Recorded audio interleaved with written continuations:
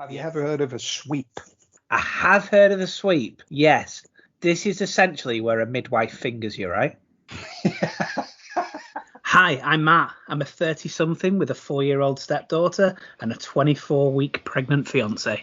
And I'm Daniel. I'm a 30-something and I've had kids for a while, ranging from toddlers to teens.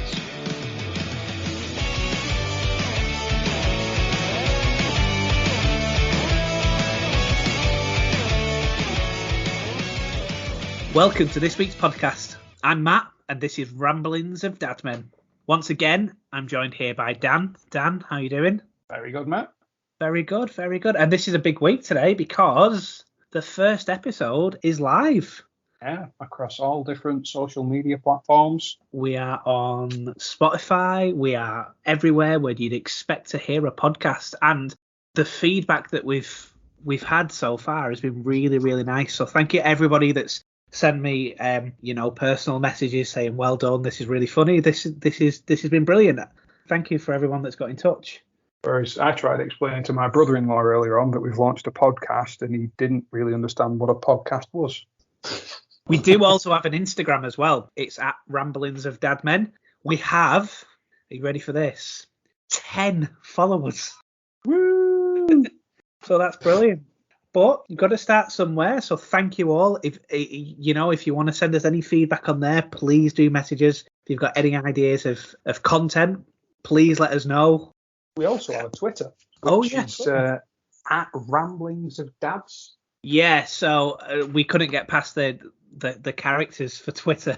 So that's why it's Ramblings for Dads, because too many words for Twitter. Yeah. But just so you know, if you are listening and you want to give us a follow on any of the platforms, that is actually us. So how's your week been, mate?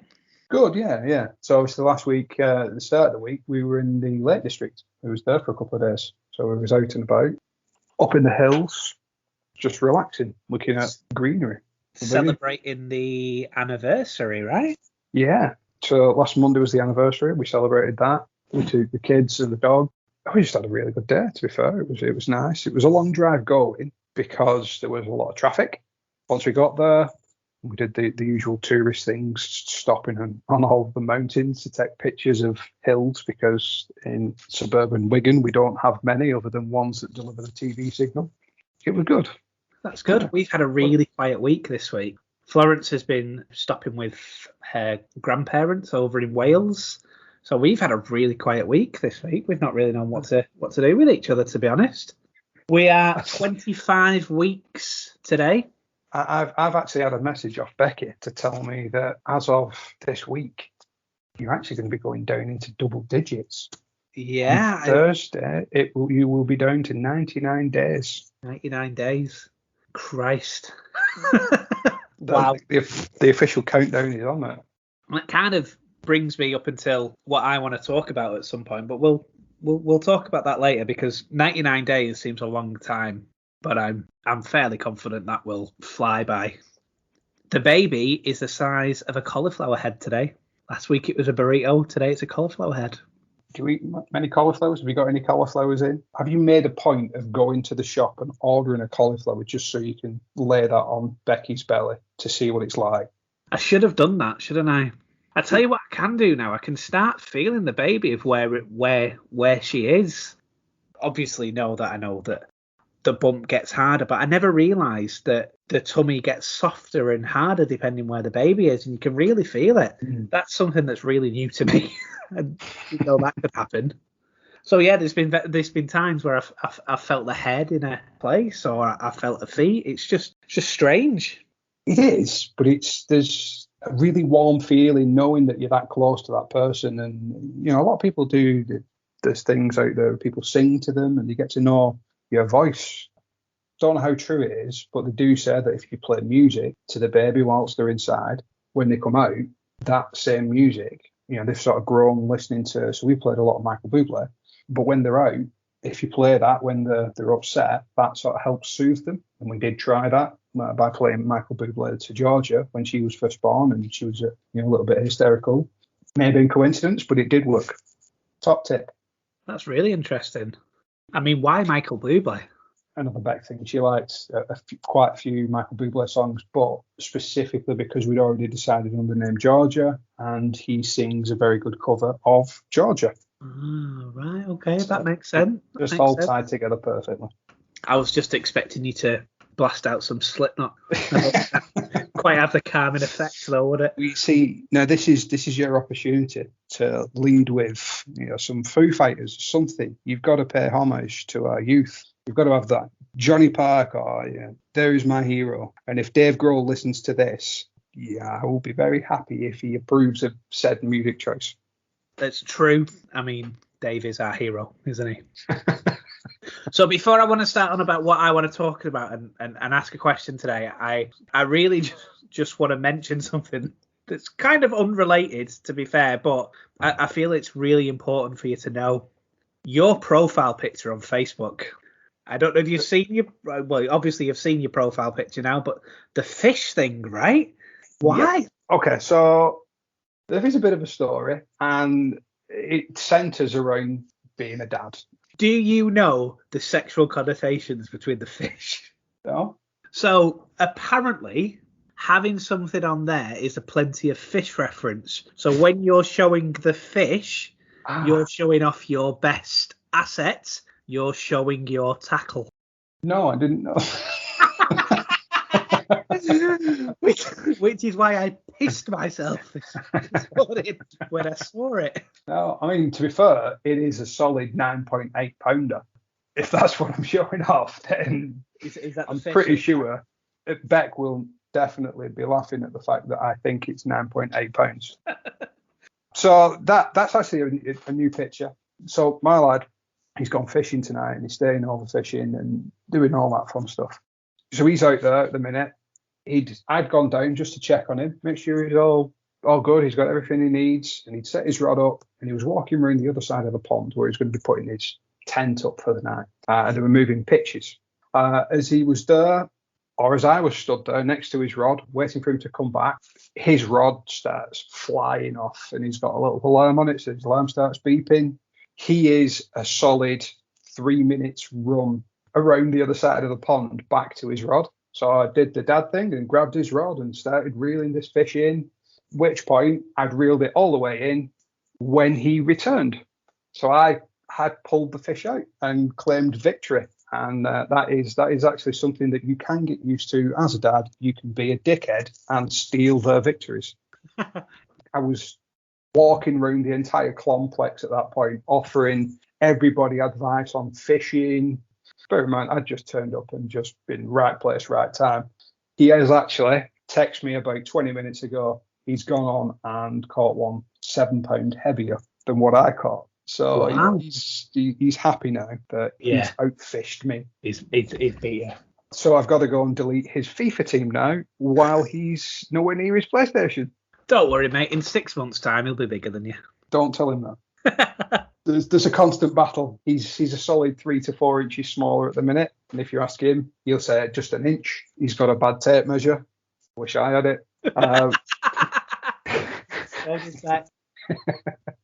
So one of the things I want to talk about this week is that we've just had quite a big delivery from the shop today, and Flossie starts school in just over a week's time. So that she's really excited about that. So we've had all her school uniform been delivered today, but we've also had quite a lot of baby stuff been delivered today. Quite a few clothes, some swaddles, some sleeping bags. One of the things I genuinely found out today is that you're not meant to use a duvet with a baby anymore, right? No. Because that's a suffocating risk. So yeah, I didn't know anything about that. So we've got a sleeping bag and a swaddle. Is that something you had to do? Yeah, so that was something I learned as well. So there's a couple of things that obviously they say that if you think the baby's cold, to use a lot of, I forget the term, the type of blankets, but it's got like holes in it. It looks like it's cross-stitched together or knitted. And they say sort of layer those up onto the baby. But, when they're very first born, you almost strap them back into that little fetal position with the knees bent and arms pinned to themselves, and they feel comfort in that and sleep better. As they get a little bit older, you can buy actual baby sleeping bags. So it looks top half like an apron. So they've got straps that come over the shoulders and fasten. and it's a full-on sleeping bag. It looks like a triangle towards the bottom, and they are really good for babies, keeping them warm through winter. But yeah, no, that was something I learned as well. You can't just go, here's a pillow, there's a duvet. Sort yourself out. Yeah. I'll see you down for breakfast. Yeah. So it is the little things that I'm starting to learn now. One of the things I wanted to discuss was about getting ready. Like, I guess I feel a little bit underprepared, but on the back of it, we still have quite a lot of things. There's not really much we need to buy. What was your planning like? Were you meticulous about it and had George's room sorted out there and then, or was it a very much a quick thing, or were you sorted 6 months before? How did you deal with that? Yeah, so we true to our style and nature, we planned everything out way ahead. Exactly what you just said. We had a room dedicated to the baby. We decorated that well in advance of the baby being born. Pink everywhere. We had the cot. We had a special baby wardrobe. And it wasn't until we got home that we realised that you're actually not going to use that room for 6 months. The first sort of minimum 3 months, typically 6 months, the baby's going to stay in your room anyway. Not necessarily a travel cot, but some of them come almost as like an extension to your bed, and it's sort of enclosed and safe for the baby. Or a Moses basket, you'll keep them in your room for the first 3 to 6 months. So we did the room probably 3 months before Georgia was born, but didn't use it until she was about 6 months old. Not for its intended purpose of her sleeping in there at night. And even those first couple of nights were still, very much on pins. What's your intentions? Have you got a room dedicated for that? Have you done the decorations yet? What's your plans? I mean, we only live in a small house, and our first intentions was to move house probably at the back end of this year. That was the original plan. However, that was before we decided we found out Becky was pregnant. So we only live in a 2-bedroom house. It's a terraced house. And we've kind of decided that we're going to delay moving and buying a house probably until mid part of next year, purely because of that reason about the baby's going to be in our room anyway. We're lucky enough to have a fairly decent sized bedroom, so we can easily fit a cot in there. We've got room for the baby to have their own little space. But yeah, so we delayed on that. The problem we have is that everything's going to be a bit of a squeeze. But I guess no matter where you'd be, it'll be a bit of a squeeze anyway, wouldn't it? In terms of if we had the dream 4-bedroom house or whatever, the baby would still be in our room for the next 6 months anyway. So that would be our thinking. We have decorated Floss's room to make it a little bit more nicer and a little bit appealing. And, if worst case scenario, we're here for another 12 months, there's some options that we can have them both in that room. But at the minute, we're still staying positive that by next year, where we're in a position to move out, well, that's what we're thinking about doing. That's an interesting point that you made there, because that was going to be my next question, really, of have you thought or entertained the idea of them potentially sharing a room? If you got a house that had 2 really big bedrooms where they could have 2 beds side by side, is that something that you'd entertain, where they would sleep and share the same room? Or do you want them to have their own separate spaces, for the years to come? I think a 3-bedroom or a 4-bedroom house would be the preferred option. I think it's important for, Flossie's going to be starting school. Her sharing with the baby might not have the best routine for her in terms of sleeping, maybe. It might not be the best thing for her. So I think a 3-bedroom is what we're looking for at the minute.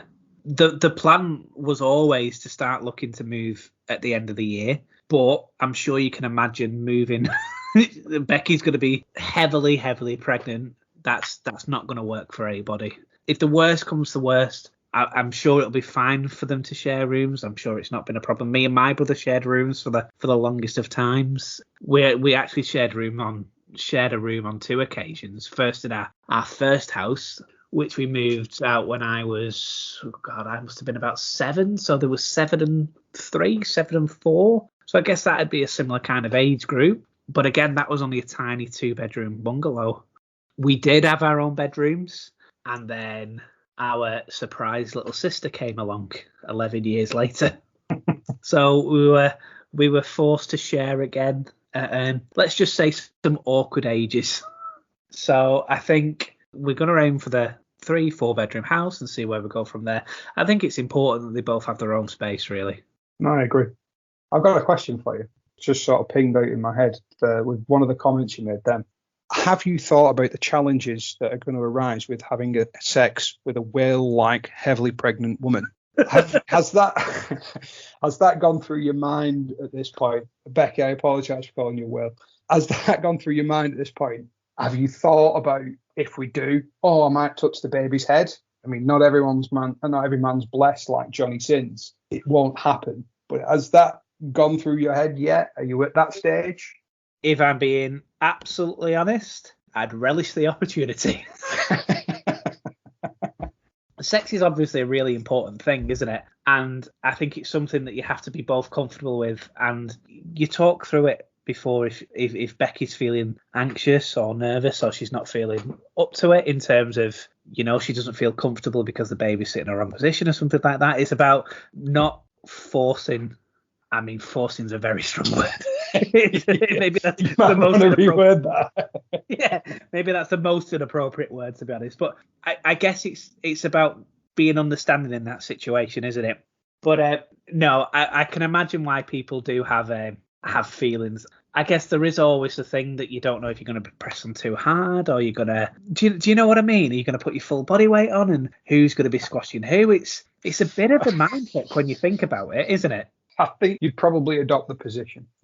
I don't think you're going to be using traditional positions at that point. Well, maybe not. No, I believe that it's doggy style, and I believe that it's sitting on me, isn't it? I love how everyone's families are going to be listening to this, and everyone's going to be cringing no more than me and you will be when we find out that they've listened to this podcast. Yeah, but I mean, we've got kids. We can be adult about it now, can't we? No, we can't. But it is an important conversation as well, because I've never really heard about any man talking about this. And I guess it's something that you do think about. And I think so long as you're not rushing in, you've been to the pub, had 5-6 pints, and you're just trying to have a quick one, that's not how it's going to be anymore. It has to be planned. You have to be patient. You have to make the effort a little bit, don't you? In terms of, not that I don't anyway, but you have to just make the person feel comfortable. I don't know. Did you have similar kind of experiences? What, where I had 6 pints and then came in and tried it on? No. No, yeah, I get what you're saying. Where I'm coming at it from the angle of not necessarily experience, but what angle? Gone through that. When you are both in the mood, and it has to be, pardon the phrase, a coming together of minds. You both got to be in the mood, not just one of you. When I was speaking to other expectant fathers at the time, some men go through this, not necessarily a fear, but I suppose part of it is fear of that, what I was mentioning, that you're going to touch the baby, you might hurt your wife, and not wanting to. There's a fear of being intimate with your partner all the way through that pregnancy. And some people, take the other angle of not wanting to. It is the only time it is safe to have sex. Well, yeah. Just going back a point there, I have heard that before, where people have, felt scared, felt anxious, felt apprehensive.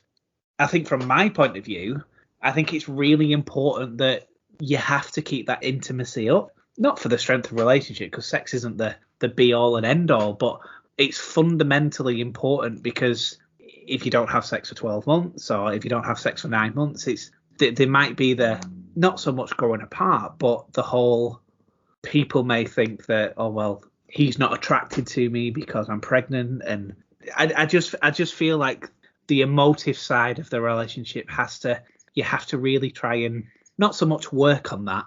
No, I get what you're saying. Yeah, I get what you're saying. I think at that point it is, and I suppose this is the advice bit, is just being vocal, both sides. You feel how your partner feels, and if you feel not loved, or if you feel scared of not wanting to do it, as long as you're vocal and you can share that with your partner, then be open and honest. That's why we did this podcast, to sort of share the little tidbits of advice and whatnot. And if we can help anybody through that, those little moments, then great. That's my advice for everyone, really, is just be open, honest, speak to each other, and everything will be fine. Yeah, I think I'm really lucky in that aspect, and I think we really work together because we can talk to each other, and these things that I know that will help Becky relax, and sometimes that is just talking, not making her feel like pressurized, not making her feel like we have to do anything. I think the whole part of being in a relationship is trusting one another, and fundamentally that's a huge part of what she's going through, and she's going through all these changes. So you have to be understanding. You have to work through it, if you know what I mean, as well, don't you? Yeah, you do. I mean, that does lead me into something I did want to ask you a question of, because it can happen towards the later stages, and it does lead some men to think that they've potentially done some damage there. Something can happen called a show. Have you ever heard of that term before? Do you know what that is? I have not. Please enlighten me. Not one of the things I expected I would be enlightening you on. It's effectively like a little bit of spotting of blood. It's nothing to be too concerned about. Obviously, if there's a lot of blood, if it looks fresh, definitely don't just listen to me, telling you it's okay. Get it checked out. I would always recommend that. But more often than not, it is something called a show. And that does actually happen throughout pregnancy. Some of the medical people of the world can clarify exactly when and why and how. But it is a term that the midwives are, they use quite a lot. Beck, my wife, she had that once or twice where it's just little spettlings of blood, and it's just called a show. Right, okay. I've honestly never heard of that before. So, have you ever heard of a sweep? I have heard of a sweep, yes. This is essentially where a midwife fingers you, right? It starts that way, but it's far more vicious. Like so she's drunk and she doesn't really know what she's doing, and she's trying to... Yeah. So the sweep tends to happen towards the latter end. If things aren't happening as fast or labour isn't coming on, towards the last couple of weeks, things will get scheduled in where you'll get a final appointment to go in to be induced. But leading up to that, you'll probably have a couple of appointments with trained midwives, hopefully, and they will finger her in a very appropriate medical way where they'll effectively try and stretch the cervix, and it's called a sweep because they sweep the baby's head with the fingers. The whole purpose of that is to sort of loosen the cervix, stretch it out a bit, and sort of induce labour. But that again can cause shows and all of that other stuff. So that's part of where it's linked. When does that start? Is that coming on to 40 weeks, or is that before? Is that... They try and leave it as late as possible. So they'll try and get her to, natural point of labour as close to that as possible. So it might get to 39 weeks. And if she's showing no signs of labour, baby's not showing any signs of moving, she might get then booked in for a sweep. 2 or 3 days later, she might get booked in for another one. Beck had contractions quite heavy and hard and fast from the very beginning. All of the midwives said that that's quite abnormal because it's supposed to come on gradually. It's supposed to start off in the beginning, a little bit of a tingly sensation, and they'll gradually build an increase in intensity and pace.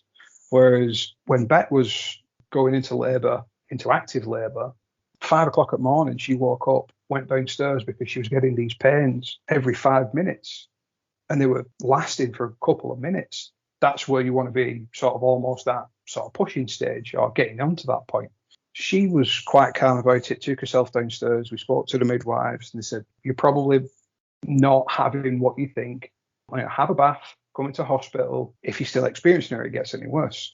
So she had a bath and they were just as hard and as frequent. So she went into hospital. They put her on the machines and verified that what she was saying was actually factual and true. But she wasn't classed as in active labour at that point because it's all then to do with how dilated your cervix is. And I think fully dilated is 10 centimetres. She was only like 1 or 2. And at that point, they couldn't admit her into hospital until she was 4 centimetres.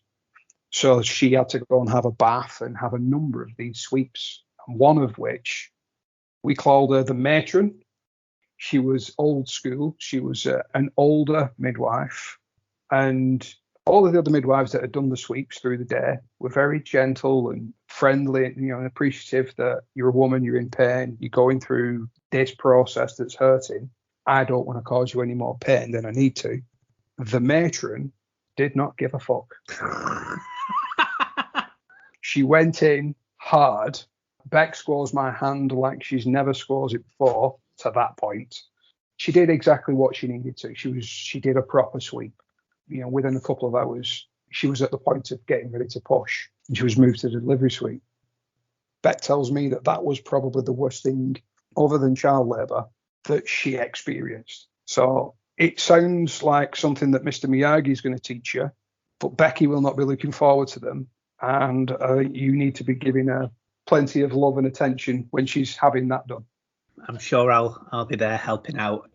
Just going back a little bit, we're a few weeks off that. Obviously, we're still 15 weeks off. But you talk about the delivery date and stuff like that. Was Georgia, was she early? Was she late? Was she on time?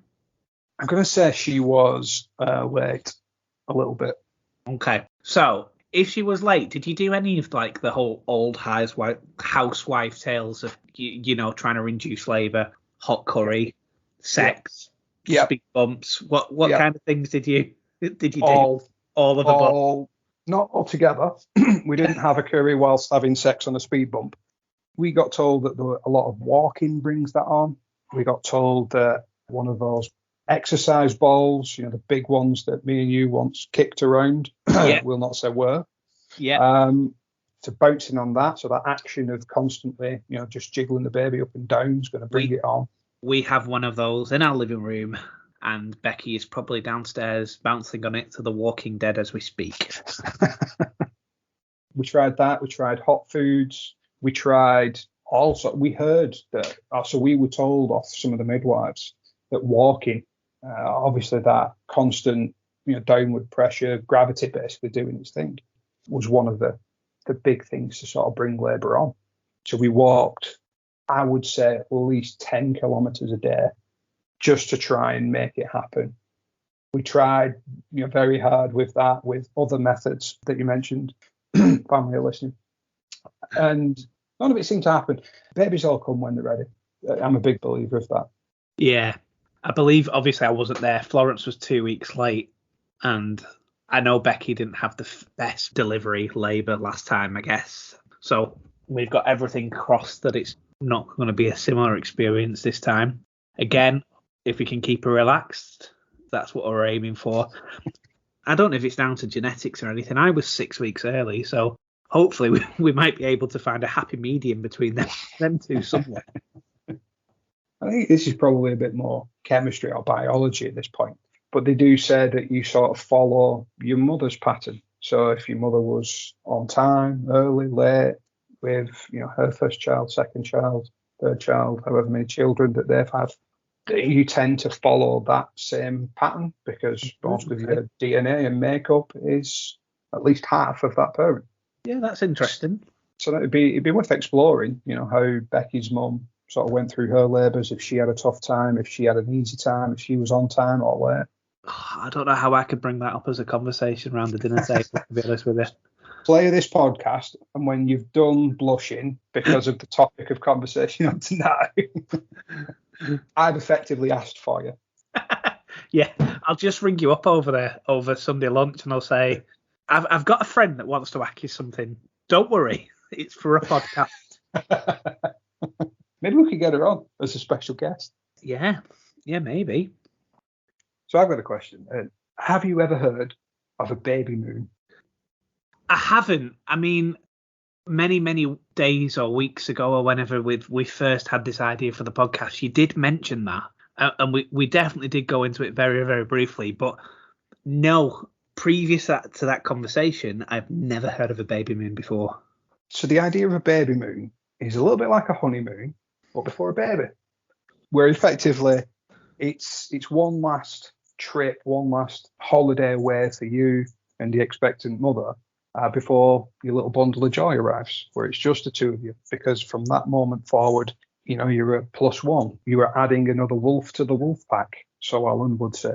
So yeah, it's something. If you haven't heard of it, I'm now telling you. Becky will know that I've told you. So expectations have been set. You will have to book a holiday for just the two of you. Take Flossie if you want. but I think it's probably worth doing maybe two. One with you, Becky, and Flossie as a sort of last little party of three holiday, and then one for just you and Becky before the baby arrives. So I think it's worth just having that little bit of time to prepare for the next 18 years. The calm before the storm. Is that something that you did? Yeah, we did. I couldn't tell you where we went. My back's going to kill me for not knowing. We did go away. We didn't do anything too extravagant, but we went away for a weekend about a week or two before the baby was born. I was just going to say, at what time was that, like 38 weeks, 40 weeks? Because I think where we're at the minute, we wouldn't want to go away too far just in case labour starts kicking in. It's one of those gambles, isn't it? I mean, you could gamble 34 weeks and have a little Matthew appear 6 weeks early. Yeah. I'd probably suggest doing it as sooner the better. Becky has not paid me for that, but she's free this weekend. I mean, she must have actually told you that, because I think that's next week is the only weekend we're free for a long time. To be honest, I mean, pure coincidence. She's not said anything. I think that's something that we would be interested in, and I would definitely have a look at it. I think it'd be nice just to get away, and I think what we'd probably like is just to be in the middle of nowhere, like maybe something a little bit more comfy than a woodland lodge or something like that. But you get the idea, something quite remote. But again, that becomes the worry of you don't want to be a million miles from anywhere, do you? You're going to alleviate some of those fears by doing it sooner rather than later. Yeah. Then you get rid of that. You've still had the baby moving. It is, again, it's a bit of a gamble, sort of leaving it as close to that time as possible. It's just whatever you're comfortable with. And obviously, the world's a bit of a weird place at the minute anyway. Yeah. Where you can and can't go. So she hasn't paid me too much to bring this topic up. I tell you something that we have decided between us this year. Through Christmas, or last Christmas, we went to Becky's mum's for the day, but that's also meant that we dropped off at my mum's in the morning, and then we went to see her dad for a couple of days, a few days later. I think what we've decided this year is, because we're going to have a tiny little baby, we're effectively cancelling Christmas this year. I mean, we're not going to cancel Christmas. We're still going to celebrate it. We're still going to try and see our families, but we've just kind of said, polite request this year, please come and see us. You're more than welcome to come down. We'll make you dinner, but we don't want to be driving around with a 2-week-old. Well, yeah, 2-week-old, 3-week-old, something like that. You just don't want to. We don't want that added stress this year. No, I get it. I mean, Christmas is one of those fun times of the year anyway, with families, and sometimes you compromise and you have one Christmas dinner, or you have 3 Christmas dinners, or I've had 3 Christmas dinners. That was a good day. We were fortunate enough at that point that Georgia was born in summertime. I say we were fortunate. Apparently, it's every pregnant woman's worst nightmare, because no one likes being pregnant when it's really hot. I've heard this before. Yeah, the heat is quite debilitating, isn't it? Yeah, and I feel for the women. You can't get a suntan. You're waddling around potentially at that point.